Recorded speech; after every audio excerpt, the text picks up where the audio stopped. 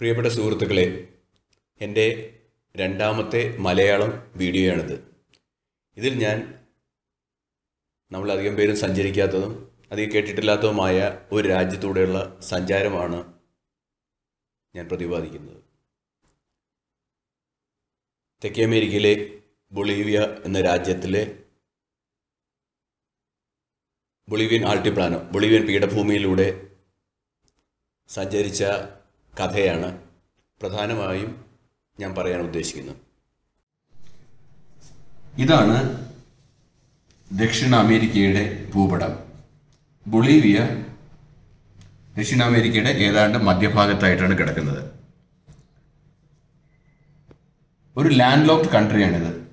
അതായത് കരയാൽ ചുറ്റപ്പെട്ട് കിടക്കുന്ന രാജ്യം, കടലില്ല. ഞാൻ ബൊളീവിയയുടെ തലസ്ഥാനമായ ലാപാസിൽ നിന്നും 800 കിലോമീറ്റർ അകലെ കിടക്കുന്ന ഉയുണി എന്ന് പറയുന്ന തെക്കു പടിഞ്ഞാറൻ ബൊളീവിയയിൽ വെച്ചിട്ടാണ് ബൊളീവിയൻ ആൾട്ടിപ്ലാനോ എന്ന് വിളിക്കുന്ന ബൊളീവിയൻ പീഠഭൂമിയിലേക്ക് പ്രവേശിക്കുന്നത്. ആൻഡീസ് പർവ്വതനിര ദക്ഷിണ അമേരിക്കയുടെ ലംബമായി കിടക്കുന്ന പർവ്വതനിരയാണ്. താഴത്തെത്തുമ്പോൾ ചിലിയെയും അർജന്റീനയെയും വിഭജിക്കുന്നത് ആൻഡീസ് പർവ്വതനിരയാണ്. ആൻഡീസ് പർവ്വതനിരയുടെ വിള്ളലാണ് ബൊളീവിയൻ ആൾട്ടിപ്ലാനോ. അതായത് നമ്മുടെ ടിബറ്റൻ പീഠഭൂമിക്ക് ഏകദേശം സമാനമായ പീഠഭൂമിയാണ് ബൊളീവിയൻ ആൾട്ടിപ്ലാനോ. ഞാൻ ഉയുണി എന്ന് പറയുന്ന നഗരത്തിൽ നിന്നും ബൊളീവിയൻ ആൾട്ടിപ്ലാനോയിലൂടെ സഞ്ചരിച്ച് ആൻഡീസ് പർവ്വതനിര കടന്ന് ചിലിയുടെ സാൻ പെദ്രോ അത്തക്കാമ എന്ന് പറയുന്ന നഗരത്തിൽ എത്തുകയാണ്. സാൻ പെദ്രോ അത്തക്കാമ നഗരത്തിൽ നിന്നും ഞാൻ ചിലിയുടെ തലസ്ഥാനമായ സാന്റിയാഗോയിലേക്കും അവിടെ നിന്ന് ചിലിയുടെ തെക്കൻ നഗരമായ പ്യൂർട്ടോ മോന്തിലേക്കും പോയി. ഇതിനൊരു ആമുഖമുണ്ട്. 2008 ഞാൻ ആദ്യമായി സൗത്ത് അമേരിക്ക എന്ന ദക്ഷിണ അമേരിക്കയിൽ സഞ്ചരിക്കുന്നത്. അന്ന് ഞാൻ മാസങ്ങളെടുത്ത് സൗത്ത് അമേരിക്ക സന്ദർശിക്കുകയും അതിനെക്കുറിച്ച് 4ഓളം പുസ്തകങ്ങൾ എഴുതുകയും ചെയ്തിട്ടുണ്ട്. അതിലേറ്റവും ഒടുവിലത്തെ പുസ്തകമായ വെൺശങ്കലുകളുടെ പ്രണയതീരം ചിലിയിലൂടെയുള്ള യാത്രയാണ് പ്രതിപാദിച്ചത്. യഥാർത്ഥത്തിൽ അതൊരു യാത്രാവിവരണ പുസ്തകം ആയിരുന്നില്ല. ചിലിയിൽ വെച്ച് ഞാൻ പരിചയപ്പെട്ട അൽഫോൺസോ എന്ന ഒരാളുടെ കഥയാണ് ആ പുസ്തകം. അത് അച്യുതമേനോൻ ഫൗണ്ടേഷൻ്റെ KV സുരേന്ദ്രനാഥ് അവാർഡിനൊക്കെ അർഹമായ പുസ്തകമാണ്. അങ്ങനെ ഇരിക്കുകയാണ് ആ പുസ്തകം സിനിമയാക്കാൻ താല്പര്യവുമായി കുറച്ചുപേർ മുന്നോട്ട് വന്നത്. അതിൻ്റെ ഭാഗമായി ഒരിക്കൽ കൂടെ എനിക്ക് ചിലി സന്ദർശിക്കേണ്ടി വന്നു. ആ സമയത്താണ് 2008 ഞാൻ ദക്ഷിണ അമേരിക്ക സന്ദർശിച്ചപ്പോൾ ഉറുഗ്വേയിലും അർജന്റീനയുടെ ഒരു ഭാഗത്തും എന്നോടൊപ്പം സഞ്ചരിച്ച യാനിത് കിസ്പെ മൊറാലിസ് എന്ന ബൊളീവിയൻ യുവതിയെ പരിചയപ്പെടുന്നു. യാനിത് ബൊളീവിയൻ തലസ്ഥാനമായ ലാപാസിൻ്റെ പ്രാന്തപ്രദേശത്തുള്ള എൽ ആൾട്ടോ എന്ന് പറയുന്ന പ്രദേശത്ത് നിന്ന് വരെയാണ്. യഥാർത്ഥത്തിൽ ഞാൻ യാനി എന്ന് വിളിക്കുന്ന യാനിത് അമരിന്ത്യൻ വംശജയാണ്. അവിടുത്തെ ഇൻഡിജീനസ് ഗോത്രമാണ് അമരിന്ത്യക്കാർ. ഐമാര അമരിന്ത്യൻ വംശജയാണ് അവൾ. അപ്പോൾ ഞാനിങ്ങനെ ചിലിയിൽ വീണ്ടും വരുന്നു എന്ന് പറഞ്ഞു. അവൾ പറഞ്ഞു, എന്തുകൊണ്ട് ബൊളീവിയയിലും കൂടെ വന്നുകൂടാ? ആ സമയത്ത് യാനി ബൊളീവിയയുടെ ഉയുണി എന്ന സ്ഥലത്ത് ഈ സലാർദ് ഉയുണി എന്ന് പറയുന്ന സ്ഥലത്തേക്കുള്ള ഒരു ടൂർ ഏജൻസി നടത്തുകയാണ്, യാനിയും ഭർത്താവും കൂടെ. ഞാൻ ചെല്ലുന്ന ഒരു ഫെബ്രുവരി മാസത്താണ്. ആ സമയത്ത് ബൊളീവിയയിൽ കാർണിവലാണ്. അപ്പോൾ കാർണിവലിന് ലാപാസിൽ കാർണിവൽ കൂടാൻ യാനിയും വന്നിട്ടുണ്ടായിരുന്നു. അവിടെ വെച്ച് ഞങ്ങൾ പരിചയപ്പെടുകയും ചെയ്തതാണ്. അപ്പോൾ യാനി പറഞ്ഞു, തീർച്ചയായിട്ടും നീ സലാർ ദ്വീപിനെ കാണാതെ പോകണ്ട. അപ്പോൾ ഞാനും വിചാരിച്ചു അങ്ങനെയാണെങ്കിൽ ഞാൻ ആ രീതിയിലൊന്ന് പ്ലാൻ ചെയ്തു. അതായത് ഞാൻ ബൊളീവിയയിലെ സലാർ ദ്വീപിൽ നിന്നും ഈ 4 ദിവസത്തെ ബൊളീവിയൻ പീഠഭൂമിയിലൂടെ യാത്ര കഴിഞ്ഞ് ആൻഡീസ് പർവ്വതം കടന്ന് ചിലിയിലെത്തി, ചിലിയിൽ നിന്നും വീണ്ടും തെക്കോട്ട് സഞ്ചരിച്ച് ചിലിയൻ തലസ്ഥാനമായ സാന്തിയാഗോയിൽ എത്താനാണ് എൻ്റെ പ്ലാൻ. എനിക്കും അത് സമ്മതമായിരുന്നു. നല്ല പ്ലാനാണത്, എന്തായാലും വന്നോളൂ, ബാക്കിയെല്ലാം ഞാൻ ഏറ്റു. അങ്ങനെയാണ് ഞാൻ ലാപാസിലെത്തുന്നത്. ലാപാസിൽ വെച്ച് കാർണിവൽ കൂടി. പക്ഷേ ഞാൻ വലിയൊരു അബദ്ധം കാണിച്ചു. അതായത് ഒരു കാരണവശാലും എന്നോട് നേരത്തെ പറയാതെ ഉഴിനിയിൽ വരരുതെന്നാണ് യാനിയുടെ കർശന നിർദ്ദേശം. ഞാൻ ഈ തിരക്കിനിടയിൽ കൃത്യമായി അത് മറക്കുന്നു. പോകുന്നതിൻ്റെ തലേദിവസമാണ് യാനിയുടെ അടുത്ത് വിളിച്ച് പറയുന്നത്, അതാ ഞാൻ നാളെ ഉഴിനിയിലെത്തുന്നു. അവളൊന്നും മിണ്ടിയില്ല, കേട്ടതും ഫോൺ താഴെ വെച്ചു. ലാപാസിൽ നിന്നും ഉഴിനിയിലേക്ക് വെറും 750 കിലോമീറ്ററേ ദൂരമുള്ളൂ. പക്ഷേ ഒരു 12-14 മണിക്കൂർ നീളുന്ന ഒരു ബസ് യാത്രയാണ്. ഈ ലാപാസിൻ്റെ ഏറ്റവും വലിയ പ്രത്യേകത വെച്ചാൽ ലാപാസ് 12,000 അടി മുകളിലാണ് കിടക്കുന്നത്. സമുദ്രനിരപ്പിൽ നിന്ന് 12,000 അടി മുകളിലാണ്. അതായത് പ്ലെയിനൊക്കെ സാധാരണഗതിയിൽ താഴ്ന്ന് പറന്ന് ലാൻഡ് ചെയ്യുമ്പോൾ ലാപാസ് എയർപോർട്ടിൽ പ്ലെയിൻ ലാൻഡ് ചെയ്യണമെന്നുണ്ടെങ്കിൽ മുകളിലേക്ക് പറന്നിട്ട് വേണം ലാൻഡ് ചെയ്യാൻ. അത്രയും ഉയർന്നു കിടക്കുന്ന ഒരു പീഠഭൂമിയാണ് ഈ ലാപാസ്, ബൊളീവിയയുടെ തലസ്ഥാനമായ ലാപാസ്. ഉഴിനിയും ഏകദേശം അതേ ഓൾട്ടിറ്റ്യൂഡിൽ ആണ് കിടക്കുന്നത്. ഉഴിനിയിൽ നിന്നും ഏകദേശം 12 തൊട്ട് 16,000 അടി മുകളിലൂടെ 4 ദിവസം സഞ്ചരിച്ചെങ്കിൽ മാത്രമേ ആൻഡീസ് പർവ്വതനിര കടന്ന് ചിലിയുടെ നഗരമായ സാൻ പെദ്രോ അറ്റക്കാമയിലെത്തുള്ളൂ. ഇത്രയും ഓൾട്ടിറ്റ്യൂഡിലെ കുഴപ്പമെന്ന് വെച്ച് കഴിഞ്ഞാൽ ഇവിടെ ഓക്സിജൻ്റെ അളവ് വളരെ കുറവാണ്.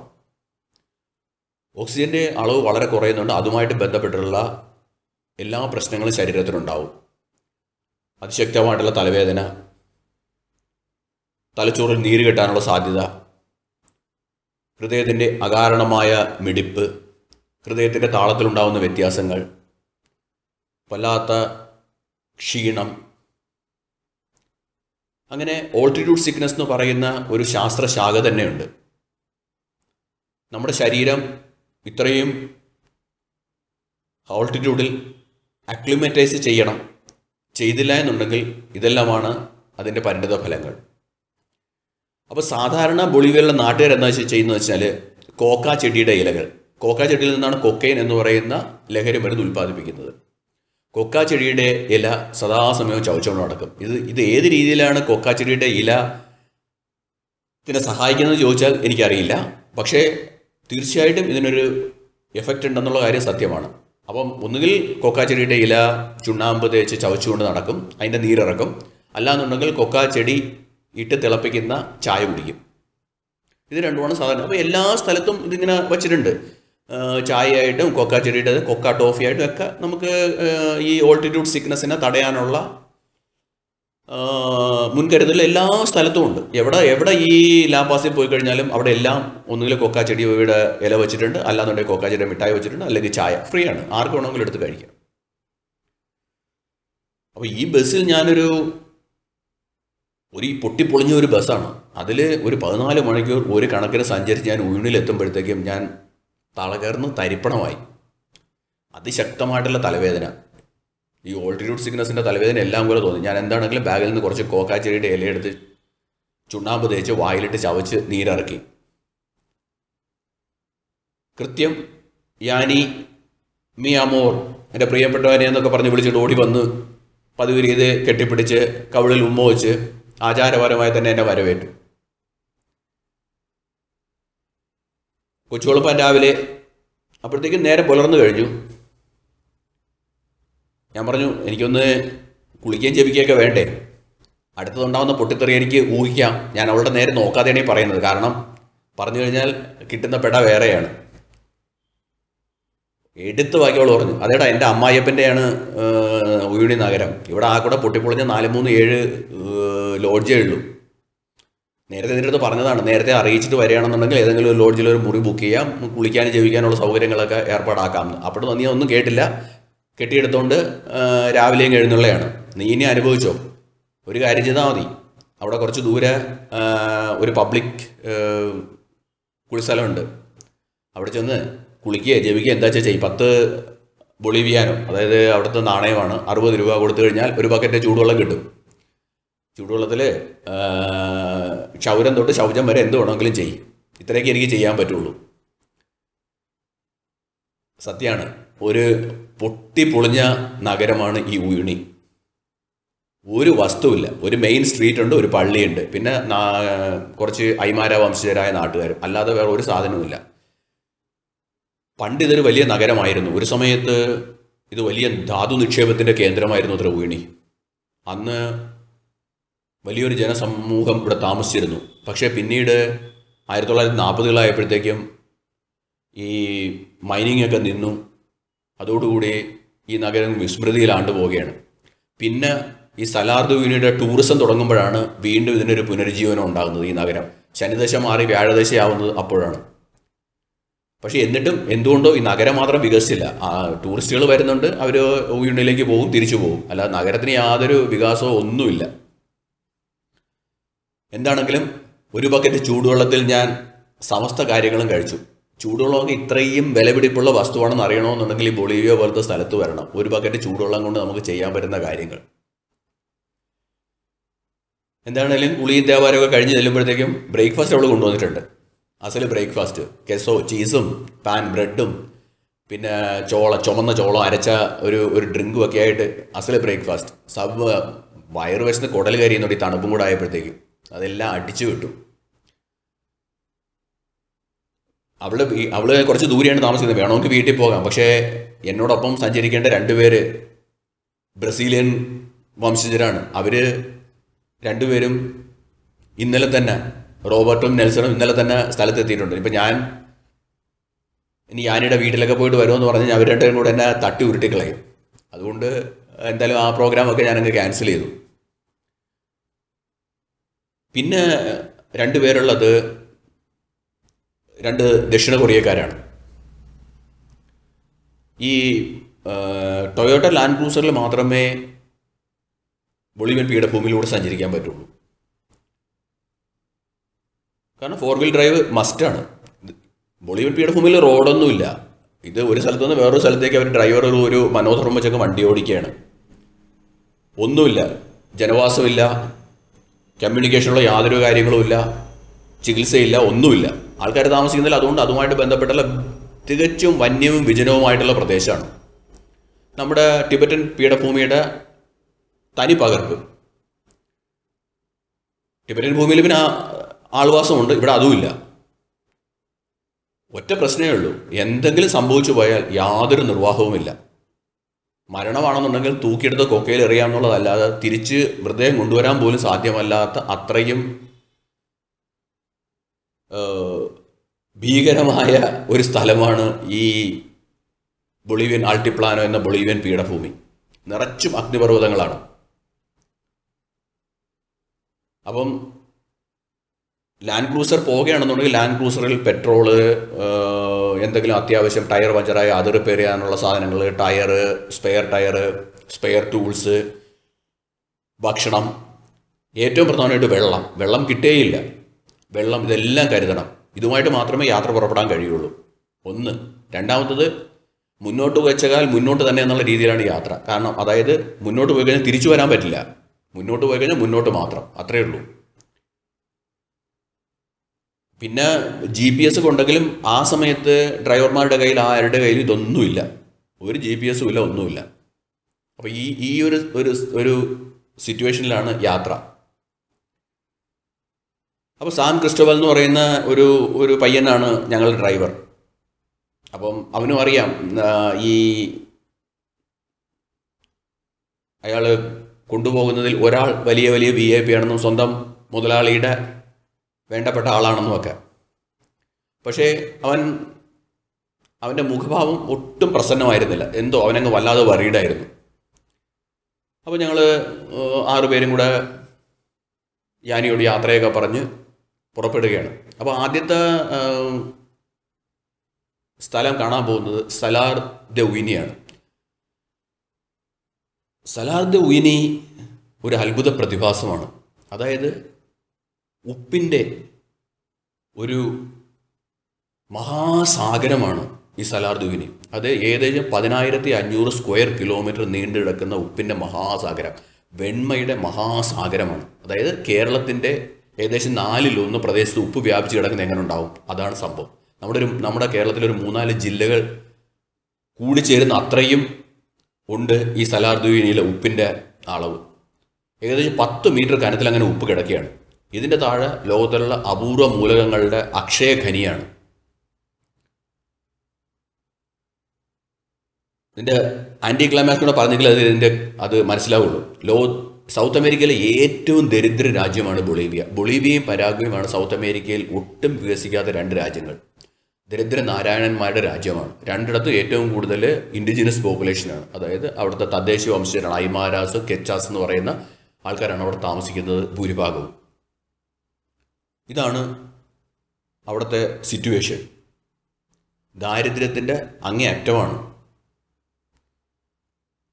പക്ഷേ ഇതിൻ്റെ താഴത്തുള്ള ഈ മൂലകങ്ങൾ 1% കുഴിച്ചെടുത്താൽ മതി, ലോകത്തിലെ ഏറ്റവും സമ്പന്നമായ രാജ്യങ്ങളുടെ പട്ടികയിലേക്ക് ബൊളീവിയ ഉയരും. പക്ഷേ പറഞ്ഞിട്ട് കാര്യമില്ല, ഒന്നുമില്ല. ഇപ്പോഴാണ് പിന്നെയും അത് കുഴിച്ചെടുക്കാനുള്ള പ്രവർത്തനങ്ങളൊക്കെ നടക്കുന്നത്.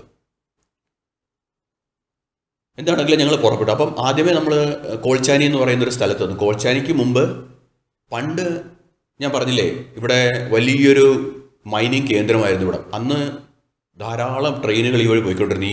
ഈ ഭൂമിയിൽ നിന്ന് കുഴിച്ചെടുക്കുന്ന മൂലകങ്ങൾ അടുത്ത പോർട്ടിലെത്തിക്കാനുള്ള സംവിധാനങ്ങളൊക്കെ ഉണ്ടായിരുന്നു. അത് ട്രെയിനിലായിരുന്നു.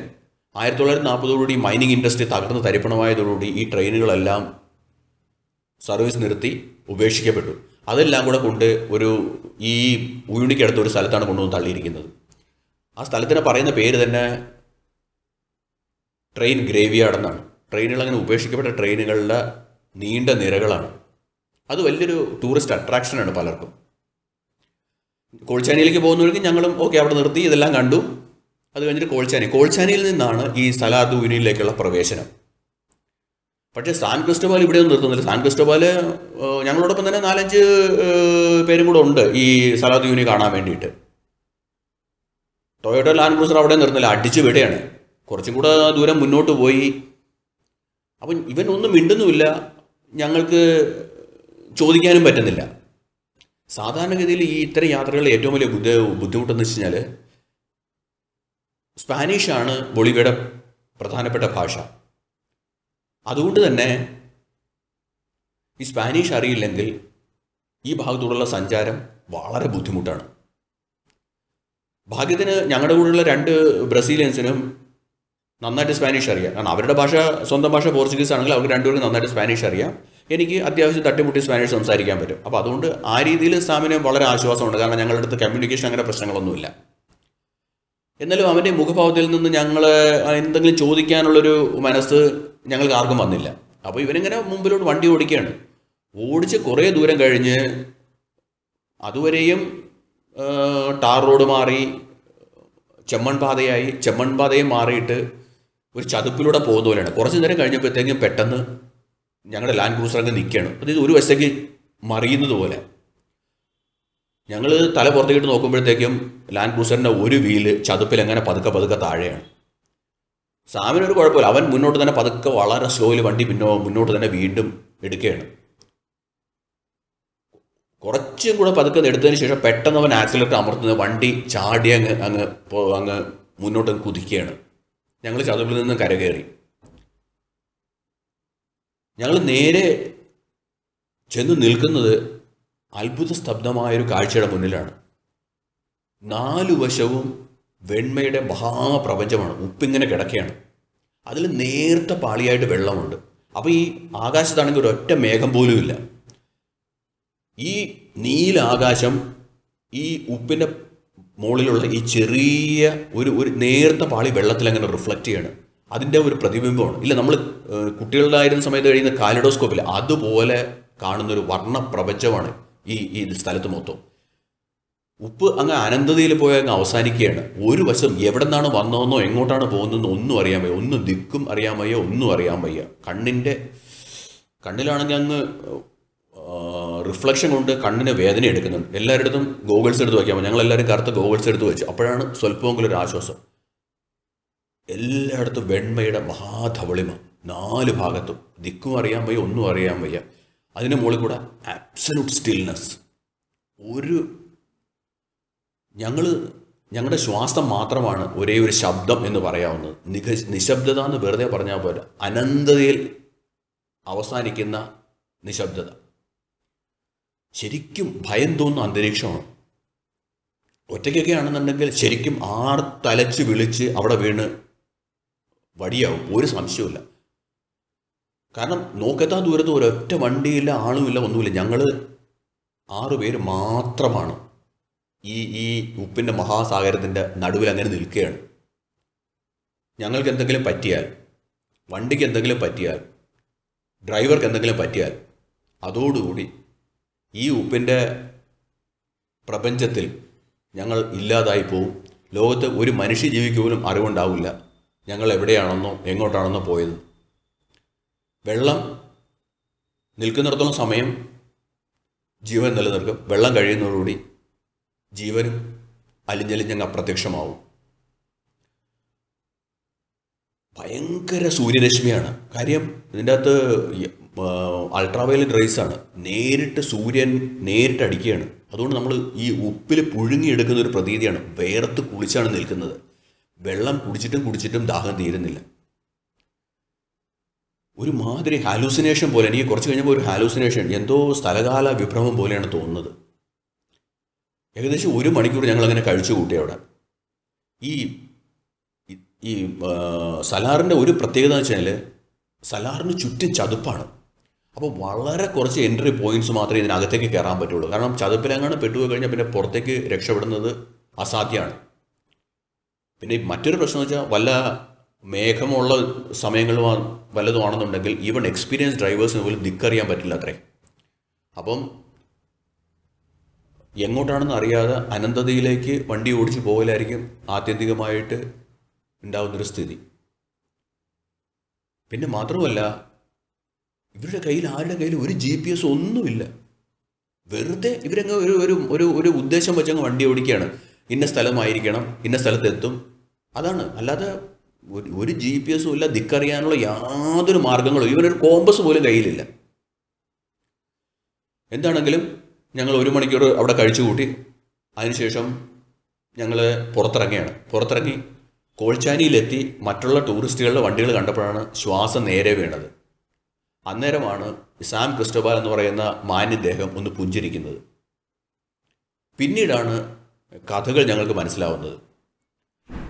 ഈ സ്ഥലത്തു നിന്നാണത്രേ ഏറ്റവും മനോഹരമായിട്ട് സ്ഥലാർ ദ്വീപിനെ കാണാൻ പറ്റിയ സ്ഥലം. പക്ഷേ എക്സ്ട്രീംലി ഡേഞ്ചറസ് ആണത്രേ അവിടെ എത്താൻ. കാരണം ഫുൾ ചതുപ്പാണ്. ഏതെങ്കിലും കാരണവശാൽ ചതുപ്പിൽ താണുപോയാൽ കരകയറാൻ യാതൊരു മാർഗവുമില്ല. അപ്പോൾ അതുകൊണ്ട് സാധാരണഗതിയിൽ ടൂറിസ്റ്റുകളെ ഈ സ്ഥലത്ത് കൊണ്ടുവരാറില്ല. പിന്നീട് യാനിയുടെ സ്വന്തം ആളായതുകൊണ്ടാണ് എന്നെ അവിടെ കൊണ്ടുവരാമെന്ന് സാം സമ്മതിച്ചത്. അതുകൊണ്ട് തന്നെ അവൻ ഭയങ്കര വറീഡായിരുന്നു. കാരണം പോകാത്തൊരു സ്ഥലത്ത് ഈ ടൂറിസ്റ്റുകളെയും കൊണ്ട് പോകേണ്ട വല്ല ആവശ്യമുണ്ടോ എന്നൊക്കെ ഒരു യാനിയുമായിട്ടൊരു നേർത്ത പടലപ്പിണക്കത്തിനൊടുവിലാണത്രേ അവൻ വരാമെന്ന് സമ്മതിക്കുന്നത് തന്നെ. ഇതൊക്കെ ഞങ്ങൾ പിന്നീട് അറിയുന്നതാണ്. എന്താണെങ്കിലും അത്യപൂർവവും അതിമനോഹരവുമായ ഒരു അനുഭവമായിരുന്നു ഈ സലാറിലൂടെയുള്ള യാത്ര. അപ്പോൾ ഞങ്ങൾ സലാറിൽ നിന്ന് പുറപ്പെട്ടു. പിന്നെ കുറച്ച് കാഴ്ചകളൊക്കെ ഉണ്ട് അവിടെ ഇവിടെയൊക്കെ കാണാൻ. അത് കഴിഞ്ഞിട്ട് വീണ്ടും മുന്നോട്ട് നീങ്ങുകയാണ്. അപ്പോൾ സാധാരണ ഇതിൽ താമസിക്കാൻ സ്ഥലമൊന്നുമില്ല, വല്ല ടെൻ്റ് അടിച്ചൊക്കെയാണ് താമസിക്കുന്നത്. പക്ഷേ ഉച്ചക്കത്തേക്കും വൈകുന്നേരത്തേക്കുള്ള ഭക്ഷണം യാനി കൊടുത്തു വിട്ടിട്ടുണ്ട്. ലാമ ഇറച്ചി വറുത്തതും ബ്രെഡും പിന്നെ ലോക്കൽ ബൊളീവിയൻ കുറച്ച് കറികളും ചോളം കൊണ്ടുണ്ടാക്കിയ അതിന് വിഭവങ്ങളൊക്കെ ആയിരുന്നു. അത് ഉച്ചക്കത്തേക്കുണ്ട്, വൈകുന്നേരത്തേക്കുണ്ട്. നാളെ തൊട്ട് അപ്പന കുക്ക് ചെയ്ത് കഴിക്കുക എന്നുള്ളത് മാത്രമേ മാർഗമുള്ളൂ, വേറെ ഒരു മാർഗ്ഗവുമില്ല. അപ്പോൾ ഞങ്ങൾ അന്ന് രാത്രി ഒരു ഓപ്പൺ സ്പേസിൽ ടെൻ്റ് അടിച്ച് കിടന്നു. പിറ്റേ ദിവസം പുറപ്പെട്ടു. അപ്പം മരുഭൂമിയാണ്, ഒന്നുമില്ല, പച്ചിപ്പെന്ന് പറയാൻ യാതൊന്നുമില്ല, വെറും ബാരൻ ലാൻഡാണ്, ഒന്നുമില്ലാത്ത വന്യമായ സ്ഥലമാണ് ഈ പീഠഭൂമി, ഒരു സാധനവുമില്ല. അപ്പോൾ അതിനിടയ്ക്ക് ഇഷ്ടം പോലെ തടാകങ്ങളുണ്ട്. തടാകങ്ങളെന്ന് വെറുതെ പറഞ്ഞാൽ പറയാം, നല്ല ഫ്ലൂറസൻ തടാകങ്ങളാണ്. കാരണം ഇതിൽ അലിഞ്ഞു ചേർത്തിട്ടുള്ള ലവണാംശങ്ങളും അതിൽ ചില പ്രത്യേകതരം ആൽഗയും കൂടിയിട്ട് ഓരോ തടാകത്തിനും ഓരോ കളറാണ്. അപ്പോൾ ഞങ്ങൾ ഹെദിയന്തോ എന്ന് പറയുന്നൊരു തടാകത്തിൽ, ഹെദിയന്തോ എന്ന് പറഞ്ഞ തടാകത്തിന് ആ വഴിക്ക് അടുക്കാൻ പറ്റില്ല, അത്ര നാറ്റമാണ്. കാരണം സൾഫറിൻ്റെ ഫ്യൂംസ് വന്നിട്ടേ നാറിയിട്ട് വയ്യ. പക്ഷേ ഇത്രയും മനോഹരമായൊരു തടാകം ഞാൻ ജീവിതത്തിൽ കണ്ടിട്ടില്ല, അത്ര ബ്യൂട്ടിഫുള്ളാണ്. അതും അതിൻ്റെ ചുറ്റുമാണെങ്കിൽ ലക്ഷക്കണക്കിന് ഫ്ലാമിംഗോ പക്ഷികൾ ഈ ചതുപ്പിലുള്ള ഈ ചെറിയ കീടങ്ങളെയൊക്കെ പിടിച്ച് തിന്നാൻ വേണ്ടി നിൽക്കുകയാണ്. ഫ്ലാമിംഗോ പക്ഷികളുടെ ഒരു സമുദ്രമാണ്. ഇതുപോലെ തന്നെയാണ് ഓരോ തടാകങ്ങളും. ചിലതൊക്കെ ശുദ്ധജലമാണ്, പക്ഷെ മിക്കതും ഈ ആഴ്സനിക്കൊക്കെ അലിഞ്ഞു ചേർന്നിരിക്കുന്നതുകൊണ്ട് പലതിലെയും വെള്ളം ഒരുമാതിരി കുഴമ്പ് പരുവത്തിലാണ് കിടക്കുന്നത്. അപ്പോൾ ഞങ്ങളിങ്ങനെ ഓരോ ദിവസവും മുന്നോട്ട് പോവുകയാണ്. കുറച്ച് കഴിയുമ്പോഴത്തേക്കും ഈ പാറക്കെട്ടുകളാണ്. പാറക്കെട്ടുകളെന്ന് വെച്ചാൽ നമ്മുടെ പോലത്തെ കറുത്ത പാറക്കെട്ടുകളൊന്നുമല്ല, ഒരുതരം ചെമ്മൺ നിറമുള്ള പാറക്കെട്ടാണ്. ഇഷ്ടം പോലെ ലാമ മൃഗങ്ങളാണ്. ലാമ നമ്മുടെ പശുവിനെ പോലെ ഇരിക്കുന്ന, വളർത്തുന്ന സൗത്ത് അമേരിക്കയിലെ ഇൻഡിജിനസ് അവിടുത്തെ ലോക്കൽ കാണുന്ന ഒരു മൃഗമാണ്. അതും പിന്നെ ഉണ്ട്. പിന്നെ വിക്കുന്യ എന്ന് പറയും. വിക്കുന്യ എന്ന് പറഞ്ഞാൽ ലാമയുടെ ഒരു ചെറിയ വേർഷനാണ്, പക്ഷേ വളർത്തുന്നതല്ല. അത് നമ്മുടെ മാനിനെ പോലെ ഇരിക്കും. ഇഷ്ടം പോലെയുണ്ട് എല്ലായിടത്തും. ഇതാണ് ആകെയുള്ള മൃഗങ്ങൾ. പിന്നെ വിസ്കച്ച് എന്നൊക്കെ പറഞ്ഞ ചെറിയ ചെറിയ നമ്മുടെ മുയലിനെ പോലെ ഇരിക്കുന്ന കുറച്ച് മൃഗങ്ങളുമൊക്കെ ഉണ്ട്. അല്ലാതെ ഒരു സാധനവുമില്ല, ഒന്നുമില്ല, ആളുമില്ല, അർത്ഥവുമില്ല, വിജനം, വന്യം. ഫോണും വർക്ക് ചെയ്യില്ല, മൊബൈലില്ല, ഒന്നുമില്ല. അപ്പോൾ ഞങ്ങളിങ്ങനെ മുന്നോട്ട് തന്നെ പോയിക്കൊണ്ടിരിക്കുന്നത്. റോഡൊന്നുമില്ല. ഇവൻ ഈ സാം ക്രിസ്റ്റോബൽ വണ്ടി ഓടിക്കുന്ന എനിക്ക് തോന്നുന്നത് അവൻ ഒരു ഉദ്ദേശം വെച്ചങ്ങ് ഓടിക്കുകയാണ്. സ്ഥിരം വന്ന് ഈ റോഡെല്ലാം മനപ്പാടമായിരിക്കും. അപ്പോൾ ഇങ്ങനെ മുന്നോട്ട് പോയി ഓരോ തടാകം കാണുമ്പോഴും അവനോട് നിർത്തും. ഞങ്ങൾ കുറേ കാഴ്ചകൾ കാണും, ഫോട്ടോ എടുക്കും, പിന്നെ വീണ്ടും അടുത്ത സ്ഥലത്തേക്കുള്ള യാത്രയാണ്. ഇടയ്ക്ക് നിർത്തും, വെള്ളം കുടിക്കും, ഭക്ഷണം കഴിക്കും, ബീർ തണുപ്പിച്ച് വെച്ചതെടുത്ത് കഴിക്കും. ഇതൊക്കെയാണ് സംഭവം. അങ്ങനെ രണ്ടാമത്തെ ദിവസവും കഴിഞ്ഞു. അപ്പോൾ ഒരു സ്ഥലത്ത് എത്തുമ്പോഴത്തേക്കും ദൂരെ ഒരു മരം. ഞങ്ങൾ അത്ഭുതം വിചാരിച്ചു, ഒരു മരമെങ്കിലും കണ്ടല്ലോ, ഒരു മരുന്നിനെടുക്കാനെങ്കിലും ഒരു മരം ഉണ്ടല്ലോ. അടുത്ത് ചെന്ന് നോക്കിയപ്പോഴാണ് മരമൊന്നുമല്ല, അത് പിയദ്ര ആർബോൾ എന്ന് പറഞ്ഞിട്ട് കല്ല് ഒരു മരത്തിൻ്റെ രൂപത്തിലേക്ക് കാറ്റ് വന്ന് കൊണ്ടുകൊണ്ട് ഒരു മരത്തിൻ്റെ രൂപത്തിലേക്ക് മാറിയ ഒരു കല്ലുകൊണ്ടുള്ള മരമാണ് ഈ പിയദ്ര ആർബോൾ. ഞങ്ങൾ പിയദ്ര ആർബോൾ കണ്ടു കഴിയുമ്പോഴത്തേക്കും രണ്ടാം ദിവസം വൈകുന്നേരമായി. ഈ 12,000 തൊട്ട് 16,000 അടി മുകളിലുള്ള സഞ്ചാരവും ഓക്സിജൻ്റെ കുറവും എല്ലാം കൂടെ ഞങ്ങളെ വല്ലാത്തൊരു വൃത്തത്തിലാക്കിയിരിക്കുകയാണ്. പിയദ്ര ആർബോൾ കഴിഞ്ഞാൽ എത്തുന്നത് ലഗൂണ കൊളറാഡോയിലാണ്. ലഗൂണ കൊളറാഡോയിലാണ് അന്ന് വൈകുന്നേരത്തെ താമസം. ഒന്ന് ചെന്ന് കിടന്നാൽ മതി, ഉറക്കം എവിടെ നിന്നില്ലാതെ പ്രത്യക്ഷപ്പെടും എന്ന നിലയിലായിട്ടുണ്ട് ഞങ്ങളെല്ലാവരും. വൈകുന്നേരമായപ്പോഴത്തേക്കും തണുപ്പിൻ്റെ കാഠിന്യം കൂടിക്കൂടി വന്നു. ഓക്സിജൻ്റെ പ്രഭാവവും കുറഞ്ഞു വരികയാണ്. നെഞ്ചത്തെന്തോ കെട്ടിവെച്ചതുപോലെ, ശരിക്കും ശ്വാസം കഴിക്കാൻ പറ്റുന്നില്ല. എന്തെങ്കിലും കഴിച്ച് ഒരു കമ്പിളിപ്പുതപ്പിനിടയിൽ ചുരുണ്ടുകൂടിയാൽ മതി എന്ന നിലയിലേക്ക് എത്തി ഞങ്ങളെല്ലാവരും. അങ്ങനെ ഞങ്ങളുടെ സലാർ ദി ഉയിനിലൂടെ ഉള്ള രണ്ടാമത്തെ ദിവസം അവസാനിക്കുകയാണ്. ഇനി അടുത്ത വീഡിയോയിൽ ഞാൻ ഈ കഥ തുടരാം. എങ്ങനെയാണ് സലാർ ദി ഉയിനിൽ നിന്നും ആ ആൻഡീസ് പർവ്വതം കടന്ന് ചിലിയിലെത്തിയതും ചിലിയിൽ നിന്ന് ചിലിയുടെ തലസ്ഥാനമായ സാന്റിയാഗോ വരെ എത്തുന്നതുമായ കഥ അടുത്ത ഭാഗത്തിൽ ഞാൻ നിങ്ങളോട് വിവരിക്കാം.